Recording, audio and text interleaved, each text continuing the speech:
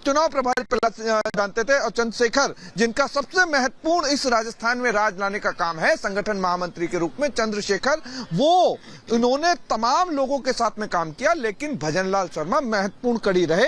लगातार वो संगठन में बीजेपी दफ्तर में बैठ करके 12 से 14 घंटे देते थे। एक नौकरी टाइप जो होती है कॉर्पोरेट हाउस में कि 10 से 12 घंटे काम करना होता है, वही पूरा रूटीन उनका रहा। लेकिन कभी जब उनका नंबर आया तो लड़ने का मन हुआ कि नहीं हुआ, कि टिकट देनी है कि नहीं देनी है। लेकिन सेफ सीट सांगानेर संघ की सीट कही जाती है, जयपुर की सीट है, बड़ी सीट है, बड़े चेहरे थे, बड़े नाम थे, लेकिन तमाम चेहरों को। और मैं एक और बड़ी खबर बता देती हूँ, अमरदीप जब आपसे बात कर रहे हैं, हाँ, दरकिनार करते हुए उन्होंने संगठन स्तर पर काम किया है और उस संगठन स्तर पर काम करने का उन्हें आज एक इनाम भी मिला है, मुख्यमंत्री बनाए गए हैं। मैं बड़ी खबर बता रही हूं कि मध्य प्रदेश और छत्तीसगढ़ में कल बीजेपी का एक तरह का शक्ति प्रदर्शन है, क्योंकि भोपाल में कल सुबह 11:30 बजे शपथ ग्रहण समारोह होगा। सीएम पद की शपथ मोहन यादव लेंगे, और वहीं छत्तीसगढ़ में कल दोपहर 2 बजे शपथ ग्रहण समारोह है, विष्णुदेव साय सीएम पद की शपथ लेंगे। तो दोनों राज्यों में एक के बाद एक शपथ ग्रहण समारोह है, और संभवतः वहां पर गृह मंत्री अमित शाह और या प्रधानमंत्री नरेंद्र मोदी जा सकते हैं।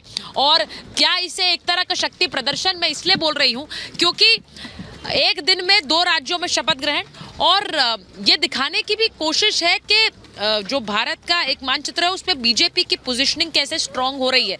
मैं नवल जी के पास जा रही हूँ। नवल जी, एक दिन में 2 राज्य, हमें ये लग रहा था कि शायद कल राजस्थान का भी है शपथ ग्रहण की तारीख कल की ना रख दें, जिससे एक ग्रैंड पोजीशनिंग करने की कोशिश कि देखिए प्रचंड जीत, उसके बाद सरकारें बन रही हैं और ये सरकारों का बनने का क्रम 24 तक जारी रहेगा। आप लोगों के लिए ज्यादा है ये तस्वीर?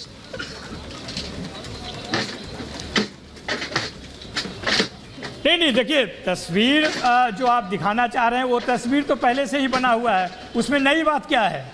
भाजपा और कांग्रेस के बीच में वहाँ पर चुनाव थी, भाजपा नहीं तो कांग्रेस, दोनों में से कोई का एक का जीतना था। राजस्थान अल्टरनेट करके जीतता रहा है, और मध्य प्रदेश पिछले बार चुराया गया सरकार था, हाँ। इस बार जीत कर आए हैं। लेकिन इन सब बातों में बहुत कुछ रखा नहीं है। बस आप ये कह सकते हैं कि चुनाव जीता है, उनका बन रहा है। आप इसको देखकर कह रहे हैं कि पूरे देश में एक राजनीतिक चित्र का परिवर्तन हो रहा है, ये बात सही नहीं है। अगर आप इन चीज़ों को 24 के जीत से देखना चाहते हैं तो देख सकते हैं, लेकिन 24 की जो लड़ाई है जिसमें कि भाजपा की नींद उड़ाई है, वही कारण है कि वह पूरे देश में एक साइकोलॉजिकल या मनोवैज्ञानिक दबाव बनाने का प्रयास कर रहा है कि 3 राज्यों में जीत का मतलब है कि हैट्रिक हो जाएगा। हैट्रिक कैसे होगा? जो रोकने वाली शक्तियां हैं उनके पास अभी भी उनसे ज़्यादा वोट है, चाहे आप कुछ भी कह लें। जो वोट परसेंटेज है इस देश में, ऐसा नहीं है कि एक तरफा है। आप राज्यवार देखेंगे तो कम से कम 4 राज्य है इस देश में, बिहार है, झारखंड है, वेस्ट बंगाल है। नवल जी, ये कब तक आप दलील देते रहेंगे? ये बात सही है, vote percentage is not equal to victory.